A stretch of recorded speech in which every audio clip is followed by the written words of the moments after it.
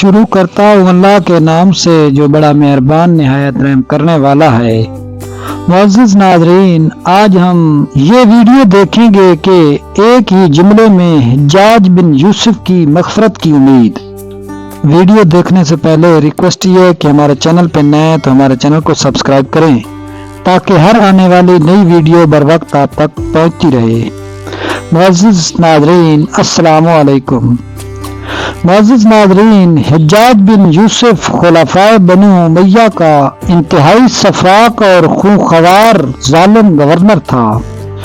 اس نے 1,00,000 انسانوں کو اپنی تلوار سے قتل کیا اور جو لوگ اس کے حکم سے قتل کیے گئے تھے ان کو تو کوئی گن نہیں سکتا۔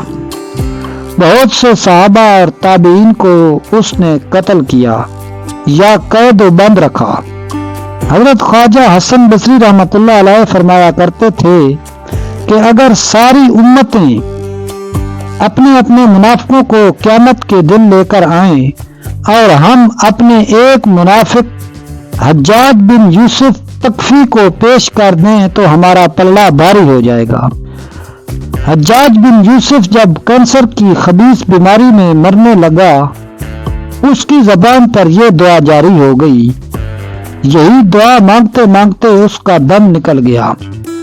دعا یہ تھی، اے اللہ، تیرے بندیاں میرے بارے میں کہتے ہیں کہ تو مجھے معاف نہیں کرے گا، مگر مجھے تجھ سے امید ہے کہ تو مجھے معاف فرما دے گا۔ اے اللہ، مجھے معاف فرما دے۔ خلیفہ عادل حضرت عمر بن عبدالعزیز رحمۃ اللہ علیہ کو حجاج بن یوسف کی زبان سے مرتے وقت یہ دعا بہت اچھی لگی اور ان کو حجاج کی موت پر رشک ہونے لگا۔ اور جب خواجہ حسن بصری رحمۃ اللہ علیہ نے حجاج کی اس دعا کا ذکر کیا تو آپ رحمۃ اللہ علیہ نے تعجب سے فرمایا کہ کیا واقعی حجاج نے یہ دعا مانگی تھی؟ لوگوں نے کہا جی ہاں، اس نے یہ دعا مانگی تھی۔ تو آپ نے فرمایا کہ شاید خدا تعالیٰ اس کی بخشش فرما دے۔